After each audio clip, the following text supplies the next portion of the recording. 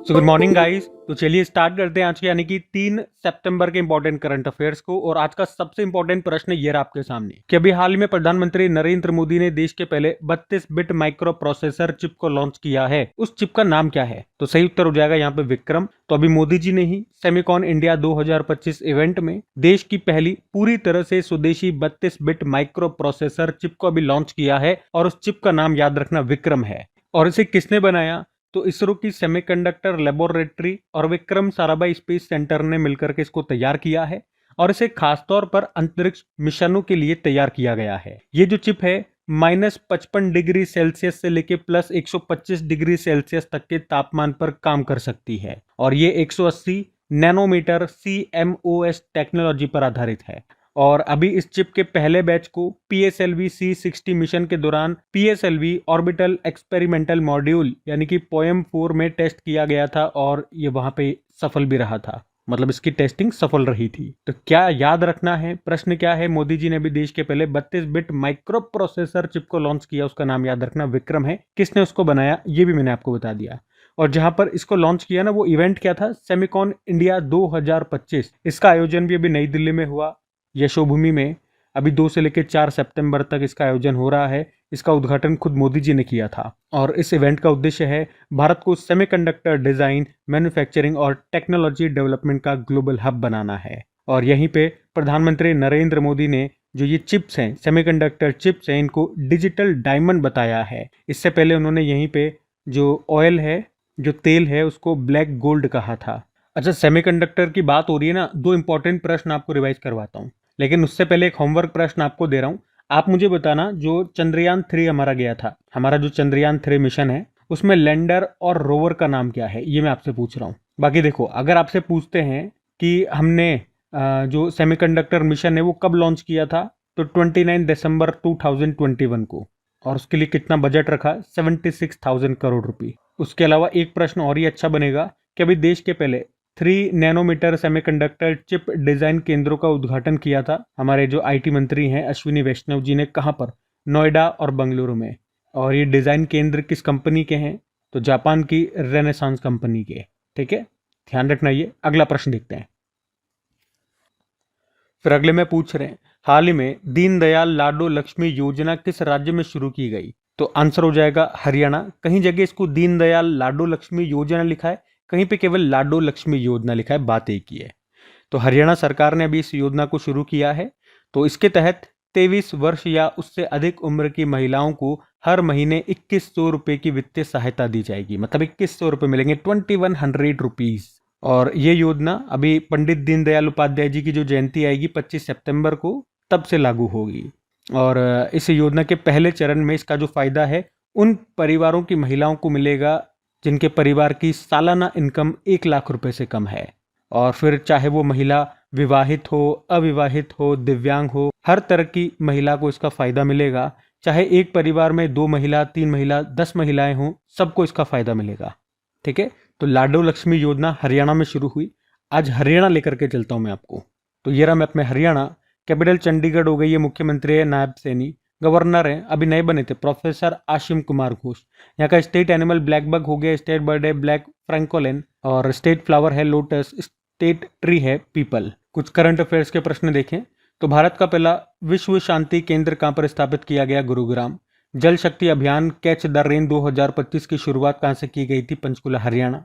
और दूसरे खेलो India para games 2025 का आयोजन नई दिल्ली में हुआ था, उसका मैस्कॉट था उज्ज्वला, उसमें टॉप हरियाणा था। और हरियाणा ने नागरिक सेवाओं के लिए AI चैटबॉट सारथी लॉन्च किया था। मृदा स्वास्थ्य को बढ़ावा देने के लिए हर खेत स्वस्थ खेत अभियान लॉन्च किया हरियाणा ने। 15वीं हॉकी इंडिया सीनियर महिला राष्ट्रीय चैंपियनशिप 2025 का भी 15वां एडिशन हुआ था पंचकुला हरियाणा में, जिसमें टॉप पर झारखंड रहा और हरियाणा हार गया था। मतलब दूसरे स्थान पर आप कह सकते हो। हरियाणा सरकार ने भिवानी जिले में स्थित 2 हड़प्पा सभ्यता स्थल हैं, मिताथल और तिगराना, इनको आधिकारिक तौर पर संरक्षित पुरातात्विक स्थल और स्मारक घोषित किया। हरियाणा में प्रधानमंत्री नरेंद्र मोदी ने दीनबंधु छोटू राम पावर प्लांट की 3री इकाई का शिलान्यास किया था। केंद्रीय खाद्य प्रसंस्करण मंत्रालय ने सुफलाम 2025 कार्यक्रम के दूसरे संस्करण का आयोजन कहां पर किया? सोनीपत हरियाणा। पंडित लक्ष्मी चंद कलाकार सामाजिक सम्मान योजना भी यहाँ पे शुरू हुई थी। तो ये सब ध्यान में रखना। अगला प्रश्न देखते हैं। फिर अगले में पूछ रहे हैं, अभी हाल ही में मत्स्य शक्ति परियोजना ये कहां पर शुरू की गई? तो आंसर होगा केरल में। तो अभी केंद्रीय मत्स्य पालन और अल्पसंख्यक मामलों के जो राज्य मंत्री हैं जॉर्ज कुरियन, अभी उन्होंने ही मत्स्य शक्ति परियोजना को शुरू किया। 1 वर्ष के लिए इसको शुरू किया गया। कहां पर शुरू किया? केरल के तिरुवनंतपुरम में। और इसका उद्देश्य क्या है? अल्पसंख्यक मछुआरा समुदायों को सशक्त बनाना। तो इसमें उन्हें मत्स्य पालन की फील्ड में ट्रेनिंग दी जाएगी, उनका स्किल डेवलपमेंट किया जाएगा मतलब। और याद रखना, इस परियोजना को प्रधानमंत्री विकास योजना के तहत लॉन्च किया गया है। अब प्रधानमंत्री विकास योजना की भी बात कर लेते हैं। फुल फॉर्म होती है प्रधानमंत्री विरासत का संवर्धन योजना। ये कब लॉन्च हुई थी ये पूछेंगे तो याद रखना 2024 में। और इसका उद्देश्य है अल्पसंख्यक समुदायों का समग्र विकास करना और सामाजिक आर्थिक उत्थान सुनिश्चित करना। तो उसी के अंतर्गत अभी ये मत्स्य शक्ति प्रोजेक्ट शुरू किया। कहां पर? केरल के तिरुवनंतपुरम में। किसने शुरू किया, क्या उद्देश्य है, सब मैंने आपको बता दिया, ध्यान में रखना। अब केरल में शुरू हुआ तो केरल लेकर के चलते हैं। ये रहा मैप में केरल। देखो, केरल की कैपिटल होती है तिरुवनंतपुरम। मुख्यमंत्री है पिनाराई विजयन, गवर्नर है राजेंद्र विश्वनाथ अर्लेकर। यहाँ का राजकीय पशु हाथी हो गया, पक्षी है ग्रेट हॉर्नबिल पुष्प है कोन्निकोना, वृक्ष है नारियल का फल है कटहल, मछली है ग्रीन क्रोमाइड। बाकी साइलेंट वैली नेशनल पार्क है, पेरियार नेशनल पार्क है, एर रविकुलम नेशनल पार्क हो गया, अन्नामुडी शोला नेशनल पार्क हो गया। इडुक्की डैम है पेरियार नदी पर, और पेरियार ये केरल की सबसे लंबी नदी है। यहाँ का क्लासिकल डांस कथकली है, मोहिनीअट्टम है, क्लासिकल लैंग्वेज मलयालम है। कुछ फेस्टिवल्स हैं, ओणम, त्रिशूरपुरम, अट्टुकल पोंगल, मकर विलक्कू, विशु उत्सव, पहला अंतर्राष्ट्रीय समुद्र तट महोत्सव भी यहाँ मनाया गया। एक बार एग्जाम में पूछा गया था केरल का कौन सा त्योहार नए साल का प्रतीक है। कई बार प्रश्न घुमा के पूछ लेते हैं, तो आपको याद होना चाहिए विशु उत्सव, क्योंकि आपको ये तो पता है विशु उत्सव कहाँ का है, केरल का है, लेकिन प्रश्न ऐसे आ गया तो फिर क्या करोगे? तो ये आपने पढ़ा होगा तभी कर पाओगे। बाकी केरल के समुद्री तट को मालाबार तट कहते हैं, तमिलनाडु के समुद्री तट को कोरोमंडल तट कहते हैं, और केरल को मसालों का बाग भी कहते हैं। सबरीमला टेम्पल है यहाँ पर केरल में। कुछ करंट अफेयर्स के प्रश्न भी देख लो केरल से। एर्रालम वाइल्ड लाइफ सेंचुरी जो कि भारत की पहली बटरफ्लाई सेंचुरी बनी केरल में है। मैनेजमेंट इफेक्टिवनेस इवेल्युएशन इंडेक्स आया था, हमारे पर्यावरण मंत्रालय ने इसको जारी किया, इसमें टॉप पे केरल है। केरल का पहला स्किन बैंक ये बना तिरुवनंतपुरम में। और अर्थुंकल पुलिस स्टेशन ये आपको केरल में मिलेगा, केरल के अल्लापुजा जिले में। और अभी भारत का पहला ISO सर्टिफिकेट इसे ही मिला था। केरल के पूर्व मंत्री VS अच्युतानंद का निधन हो गया, केरल के 11वें नंबर के मुख्यमंत्री थे। फेसलेस GST अधिनिर्णय, GST एडुकेशन यानी कि न्यायिक निर्णय के लिए पायलट परियोजना लागू करने वाला पहला राज्य बना था केरल। केरल के पर्यटन ने पेटा गोल्ड अवार्ड 2025 जीता। भारत का पहला 100% डिजिटल साक्षर राज्य बना था केरल। और इसके लिए कौन सा प्रोग्राम चलाया गया था? DG Keralam programme. लेकिन पूछे भारत का पहला साक्षर जिला तो मल्लपुरम केरल। और पूछे 100% डिजिटल साक्षर पंचायत तो पुल्लमपारा पंचायत, ये भी केरल की है। एक ही अलग से याद रखना, पूर्ण कार्यात्मक साक्षर राज्य कौन सा बना? तो मिजोरम। और इसके लिए कौन सा प्रोग्राम है? तो उल्लास कार्यक्रम है जो केंद्र ने चलाया था। ठीक है, तो केरल से ये सारे करंट अफेयर्स के इंपॉर्टेंट प्रश्न भी हमने रिवाइज कर लिए। अगला प्रश्न देखते हैं। और हाँ, अगले प्रश्न की ओर बढ़े उससे पहले मैं आपको याद दिला दूं, वरना मैं भूल जाऊंगा बताना, कि जो अगस्त मंथ का मैंने आपको कहा था कि वीकली सारे मैंने आपको दे दिए थे बना करके। मैंने कहा था अगस्त का एक 1 लाइन में या 1 लाइनर जो रिवीजन वीडियो में लेकर के आऊँगा जल्दी, वो होपफुली आज आपको मिल जाएगा। कब मिलेगा, दिन में या शाम तक, वो मैं एग्जैक्टली नहीं बता सकता हूँ क्योंकि उसमें टाइम लगेगा, लेकिन हाँ आज आपको मिल जाएगा डेफिनेटली। तो कब मिलेगा उसका आंसर तो ये होगा कि अपने क्रैक एग्जाम चैनल को सब्सक्राइब करने के बाद बेल आइकन को प्रेस जरूर करके रख लेना, ताकि जब भी वीडियो अपलोड होगा उसका नोटिफिकेशन आपको मिल जाएगा, कोई भी वीडियो आपसे मिस नहीं होगा। बाकी टेलीग्राम यूज़ करते हैं तो क्रैक एग्जाम को ज्वाइन करके रख लीजिए, फ्री ऑफ कॉस्ट होता है, जिससे भी कोई भी वीडियो अपलोड होता है तो आपको सीधा नोटिफिकेशन मिल जाता है। तो उस वीडियो से पूरा अगस्त महीना एक ही बार में हमारा रिवाइज कर लेंगे। एक तरह से आपका टेस्ट हो जाएगा। टेस्ट के लिए तैयार रहिएगा, मुझे तो ये बोलना चाहिए, टेस्ट के लिए तैयार रहना है आपको। आज आपका टेस्ट होगा, खटाखट रिवाइज करेंगे। और बाकी अगर सेशन अच्छे लगते हैं आपको तो वीडियोस को अपने चैनल को सपोर्ट ज़रूर कीजिए, अपने दोस्तों के साथ में स्टडी ग्रुप में इसे शेयर ज़रूर कीजिएगा अपने फ्रेंड्स के साथ में। और वीडियो को लाइक नहीं किया तो लाइक कर देना। अभी अगले प्रश्न की ओर बढ़ते हैं। फिर अगले में पूछ रहे हैं कि भारत और किस देश के बीच अभी युद्ध अभ्यास 2025 का आयोजन हुआ? तो आंसर होगा अमेरिका। तो ये युद्ध अभ्यास एक्सरसाइज है, इसका नाम युद्ध अभ्यास है, और अभी इसका 21वां एडिशन हो रहा है। 1 सितंबर को शुरू हुआ था, 14 सितंबर तक ये चलेगा। भारत और अमेरिका के बीच में होता है। अभी कहाँ पे हो रहा है? तो आंसर होगा फोर्ट वेनराइट, अलास्का, अमेरिका में इसका आयोजन हो रहा है। और इसमें अभी भारत की ओर से मद्रास रेजिमेंट की एक बटालियन ने हिस्सा लिया। यह है युद्ध अभ्यास। अब अभ्यास एक्सरसाइज वाला प्रश्न है, तो चलो यहाँ पे मैं आपको 2025 में जो भी इंपॉर्टेंट मिलिट्री एक्सरसाइज हुए थे वो सारे मैं आपको रिवाइज करवाता हूँ। तो ध्यान से सुनना, पूरा 2025 का हम रिविजन कर लेंगे इस एक ही प्रश्न में। जैसे कि डेविल स्ट्राइक, भारतीय सेना और वायुसेना ने इसका आयोजन किया। ला पेरोस अभ्यास, बहुपक्षीय अभ्यास है। बहुपक्षीय आगे जब भी मिलेगा समझ जाना, मल्टीलेटरल एक्सरसाइज है, बहुत सारे देशों ने हिस्सा लिया, भारत ने भी लिया। और यहाँ पे लिखा होगा INS मुंबई, तो भारत की तरफ से इसने यहाँ पे हिस्सा लिया है। इसका आयोजन फ्रांस ने किया था। कहाँ पर? मलक्का, सुंडा, लोम्बेक, जलडमरू मध्य स्ट्रेट में। एक्वेरियन अभ्यास भारत मालदीव के बीच में हुआ, मालदीव में। ट्रोपेक्स अभ्यास भारतीय सेना, वायुसेना और भारतीय तटरक्षक बल के बीच में हुआ, हिंद महासागर में। साइक्लोन अभ्यास भारत इजिप्ट के बीच में हुआ, राजस्थान में। विंग्ड राइडर अभ्यास भारतीय सेना, वायुसेना के बीच में हुआ, पूर्वी कमान में। कोमोडो अभ्यास, ये भी मल्टीलेटरल एक्सरसाइज था, भारत ने हिस्सा लिया। इंडोनेशिया ने आयोजन किया था, बाली, इंडोनेशिया में। सागर कवच अभ्यास इंडियन कोस्ट गार्ड ने आयोजन किया, पश्चिम बंगाल में। जल थल रक्षा अभ्यास भारतीय सेना, तटरक्षक बल और समुद्री पुलिस ने आयोजन किया, बेट द्वारका, गुजरात में। और सी ड्रैगन अभ्यास, ये भी बहुपक्षीय अभ्यास है, अमेरिका ने आयोजित किया था, पश्चिमी प्रशांत महासागर में, गुआम तट पर। डेजर्ट हंट अभ्यास इंडियन एयरफोर्स ने आयोजन किया, जोधपुर, राजस्थान में। खंजर अभ्यास भारत किर्गिस्तान के बीच में हुआ, बिश्केक, किर्गिस्तान में। वरुण अभ्यास भारत फ्रांस के बीच में हुआ, अरब सागर में। कॉर्पेट और बोंगो सागर अभ्यास भारत बांग्लादेश के बीच में हुआ, बंगाल की खाड़ी में। थर्मागार्जन अभ्यास भारत जापान के बीच में हुआ, जापान में। अकीमे अभ्यास पहली बार हुआ था, नेवल एक्सरसाइज है, भारत और 10 अफ्रीकी देशों के बीच में, हिंद महासागर में। भारत और तंजानिया ने मिलकर के आयोजन किया। प्रचंड प्रहार अभ्यास तीनों सेनाओं ने आयोजन किया था, इसका अरुणाचल प्रदेश में। और इंद्रा अभ्यास भारत और रूस के बीच में हुआ, चेन्नई तट पर, बंगाल की खाड़ी में।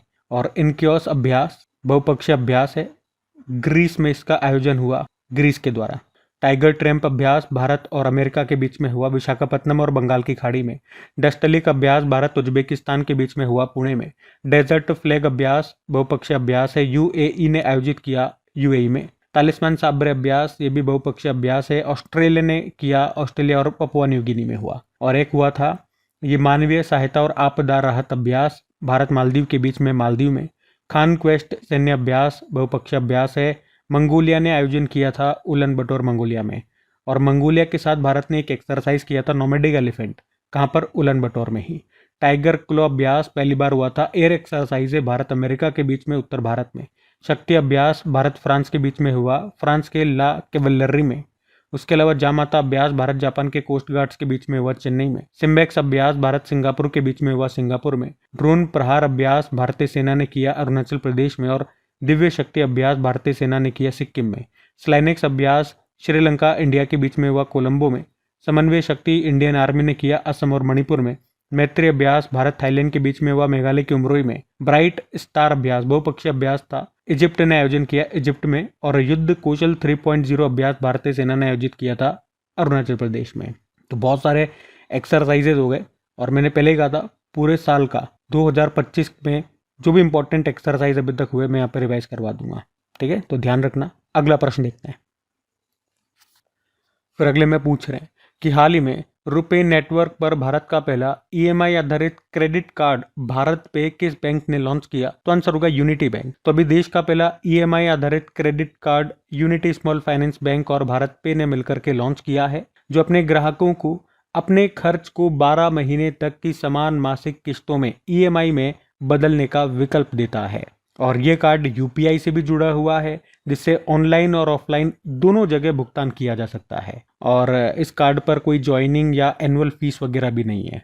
तो मतलब इस कार्ड से अगर कोई शॉपिंग करते हो, मान लो कोई मोबाइल लिया, कोई ड्रेस आपने ले लिया, कुछ भी ले लिया, तो उसका जो पेमेंट है आपको एक साथ करने की ज़रूरत नहीं है। 12 महीने में उसकी EMI आप टुकड़ों में आप चुका दो, ये फैसिलिटी आपको देता है। तो इस तरह से ये रुपे नेटवर्क पर आधारित भारत का पहला EMI क्रेडिट कार्ड है। इसको भारत पे ने और यूनिटी स्मॉल फाइनेंस बैंक ने मिलकर के लॉन्च किया, इतना याद रखना है। और रुपे नेटवर्क की बात करें, ये एक पेमेंट नेटवर्क है, इसको डेवलप किया था NPCI ने। कब लॉन्च हुआ था? ये 2012 में। NPCI national payment corporation of India, इसकी स्थापना होती है 2008 में। और यूनिटी स्मॉल फाइनेंस बैंक को स्मॉल फाइनेंस बैंक का दर्जा मिला था भी 1 नवंबर 2021 को। अच्छा, एक प्रश्न मैं आपसे पूछता हूँ, आप बताओ, आरबीआई से यूनिवर्सल बैंक का दर्जा पाने वाला पहला स्मॉल फाइनेंस बैंक अभी कौन सा बना था? तो याद है क्या आपको? तो याद होना चाहिए, आंसर होगा एयू स्मॉल फाइनेंस बैंक। ठीक है, अगले प्रश्न की ओर बढ़ते हैं। फिर अगले में पूछ रहे हैं, हाल ही में चिराग और सात्विक साईराज की जोड़ी ने BWF विश्व चैंपियनशिप 2025 में कौन सा पदक जीता है? तो आंसर होगा ब्रोंज मेडल। यहाँ पे हम बात कर रहे हैं BWF वर्ल्ड चैंपियनशिप 2025 की। BWF का मतलब हो गया बैडमिंटन वर्ल्ड फेडरेशन, और अभी ये कहाँ पर हुआ? BWF world championship Paris France में हुआ 25 से लेकर 31 अगस्त तक, और इसमें सात्विक साईराज रंकी रेड्डी और चिराग शेट्टी की जोड़ी ने ब्रोंज जीता। किसे हरा करके? मलेशियाई जोड़ी को हराया, पर ये सेमीफाइनल में चीन की जोड़ी से हार गए। तो यहाँ पे आप यूं कह सकते हो कि वर्ल्ड चैंपियनशिप में 2 पदक जीतने वाली ये पहली भारतीय युगल जोड़ी बन गई है, क्योंकि इससे पहले 2022 में जो वर्ल्ड चैंपियनशिप हुआ था वहां पर भी इन्होंने ब्रोंज जीता था। ठीक है, बाकी मैं ये भी बता दूं कि इस चैंपियनशिप में मेन सिंगल का खिताब शी यूकी ने जीता, वो चीन के प्लेयर हैं। वुमेन सिंगल अकाने यामागुची ने जीता है। वुमेन सिंगल का खिताब वो जापान की प्लेयर है। बाकी वर्ल्ड बैडमिंटन फेडरेशन की बात करें, स्थापना होती है 1934 में, हेडक्वार्टर कोलालमपुर मलेशिया, और नई प्रेसिडेंट बनी थी अभी इसकी, आपने पढ़ा होगा, खुनयिंग पटामा उनका नाम है, वो थाईलैंड से हैं। और बैडमिंटन से 2-3 प्रश्न मैं आपको बता दूं जो इंपॉर्टेंट रहेंगे। एक तो ये याद रखना, इसी साल एक बैडमिंटन प्लेयर है हमारे बी सुमित्र रेड्डी, उन्होंने खेल से संन्यास ले लिया। एक ये 3 प्रश्न आपके एग्जाम में पूछे जा चुके हैं, एक बार देख लो। ओलंपिक में पदक लाने वाली पहली भारतीय बैडमिंटन प्लेयर पूछा था, साइना नेहवाल है। 2012 में जो लंदन ओलंपिक्स हुए थे वहां पे ब्रोंज जीता था। बैडमिंटन एसोसिएशन ऑफ इंडिया की स्थापना 1934, और वर्ल्ड बैडमिंटन चैंपियनशिप 2026 कहां पर होंगे? तो भारत में होंगे, ये ध्यान रख लेना। ठीक है, अगला प्रश्न देखते हैं। फिर अगले में पूछ रहे हैं कि अभी हाल ही में भारतीय सेना ने अचूक प्रहार अभ्यास का आयोजन कहां पर किया? तो आंसर होगा अरुणाचल प्रदेश। तो अभी भारतीय सेना की स्पीयर कोर और आईटीबीपी ने मिलकर के अरुणाचल प्रदेश में ये अचूक प्रहार अभ्यास का आयोजन किया। उद्देश्य है सीमावर्ती क्षेत्र में खतरों का मुकाबला करना, यही इस अभ्यास का उद्देश्य था।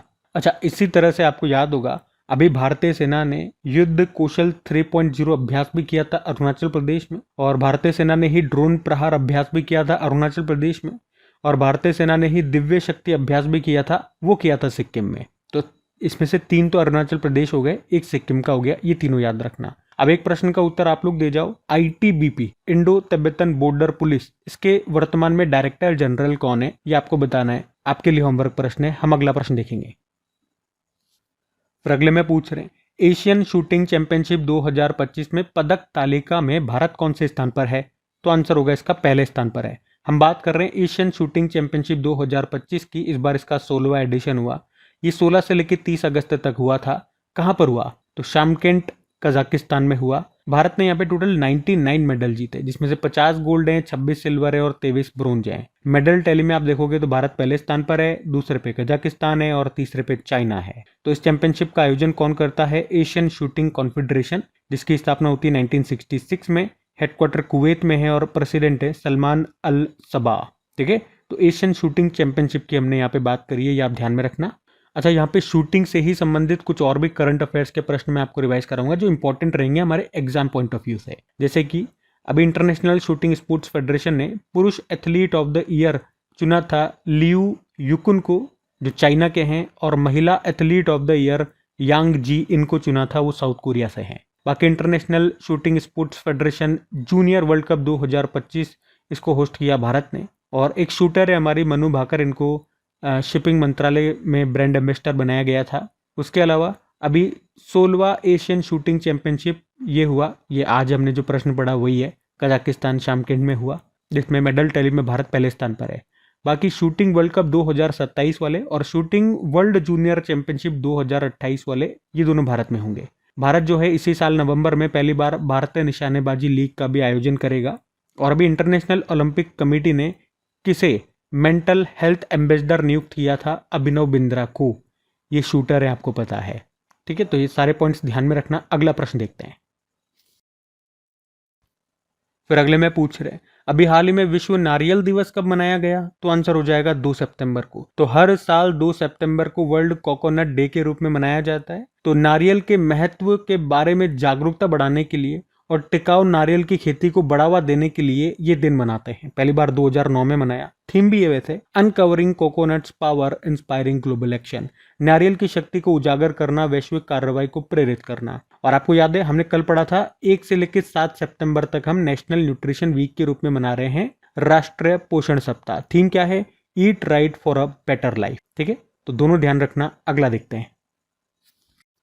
फिर अगले में पूछ रहे हैं, हाल ही में डच ग्रैंड प्री 2025 का खिताब किसने जीता? तो आंसर होगा ऑस्कर पियास्त्री ने। तो फार्मूला 1 ड्राइवर है ऑस्कर पियास्त्री और इन्होंने ही डच ग्रैंड प्री 2025 का खिताब जीत लिया है। वे मैक्लेरन के ड्राइवर हैं। वैसे अभी 2025 में जो भी रेसेस हुई है फार्मूला 1 रेसेस मैंने यहाँ पे लिख दी है। बाकी दो ये पॉइंट अलग से याद रखना कि फार्मूला 1 एकेडमी के ड्राइवर प्रोग्राम के लिए चुने जाने वाली पहली भारतीय कौन बनी थी? अतिका मीर। और अभी मोनाको में फार्मूला 2 रेस जीतने वाले पहले भारतीय बने थे कुश मेनी, इनका नाम है। बाकी ये थी आज की हमारी करंट अफेयर्स की क्लास। कमेंट करके जरूर बताना सेशन आपको कैसा लगा। अच्छा लगा तो एक बार फिर से याद दिलाता हूँ, सपोर्ट जरूर करना, शेयर जरूर करना। जो भी आपका स्टडी ग्रुप होता है व्हाट्सएप पे, टेलीग्राम पे, फेसबुक वगैरह पे, तो एक बार शेयर कर देना यार। और लाइक नहीं करा, लाइक करना भूल गए हो तो अब कर दो, सेशन एंड हो चुका है। बाकी आज आपको मंथली मिल जाएगा। चैनल को सब्सक्राइब करके बेल आइकन को प्रेस कर लेना, टेलीग्राम को ज्वाइन कर लेना। टेलीग्राम पे आपको डेली की पीडीएफ भी मिलती है और सबकी प्रैक्टिस के लिए क्विज में अलग से तैयार करता हूँ एमसीक्यू फॉर्मेट में। वो क्विज आपको मिलेगी अपनी क्रिक एग्जाम एप्लीकेशन पे। वहाँ पे डेली की क्विज होती है, वीकली क्विज होती है और बाकी स्टैटिक बहुत सारी क्विजेज आपको मिल जाएगी। फ्री ऑफ कॉस्ट है सब कुछ। तो क्रिक एग्जाम एप्लीकेशन का लिंक भी डिस्क्रिप्शन बॉक्स में है, उसे डायरेक्ट आप गूगल प्ले स्टोर से भी इंस्टॉल कर सकते हैं। बाकी चलो अभी कल के करंट अफेयर्स का हम क्विक रिविजन कर लेते हैं और सेशन एंड करते हैं। तो कल पहला प्रश्न पूछा था भी ग्लोबल पीस इंडेक्स में भारत की रैंक क्या है? 115 है, टॉपर आइसलैंड है। फिर पूछा शंघाई कोऑपरेशन ऑर्गेनाइजेशन की जो अभी समिट हुई थी कहां पर हुई थी? चाइना में, चाइना के तियानजिन में। भारत की अभी किस एजेंसी ने इंटरपोल के माध्यम से पहला पर्पल नोटिस जारी किया? तो आंसर होगा प्रवर्तन निदेशालय, ईडी। और भारत में पहली मोबाइल टेम्पर्ड ग्लास फैक्ट्री कहां पर खुली? नोएडा। भारत का पहला मल्टी लेन फ्री टोलिंग कहां पर शुरू किया गया? गुजरात। और किसने आदिवाणी ऐप को लॉन्च किया? जनजातीय कार्य मंत्रालय। और वर्ल्ड आर्चरी चैंपियनशिप 2025 का आयोजन ये कहां पर किया जाएगा? South Korea. और इंटरनेशनल एयर ट्रांसपोर्ट एसोसिएशन को ज्वाइन करने वाली भारत की भी चौथी एयरलाइन बन गई है air India Asia, air India express. और राष्ट्रीय पोषण सप्ताह 2025 की थीम है बेहतर जीवन के लिए सही भोजन। और आखिरी प्रश्न था भारतीय सेना ने युद्ध कौशल 3.0 अभ्यास का आयोजन किया अरुणाचल प्रदेश में। बाकी चलो कल का भी होमवर्क प्रश्न देखते हैं और सेशन एंड करते हैं। तो कल आपसे पूछा था कि भारत के 89 नंबर के शतरंज ग्रैंड मास्टर कौन बने हैं? तो आंसर हो जाएगा रोहित कृष्णा। आप सभी ने प्रश्न का बिल्कुल सही उत्तर दिया। अब ये आज का आपका होमवर्क प्रश्न।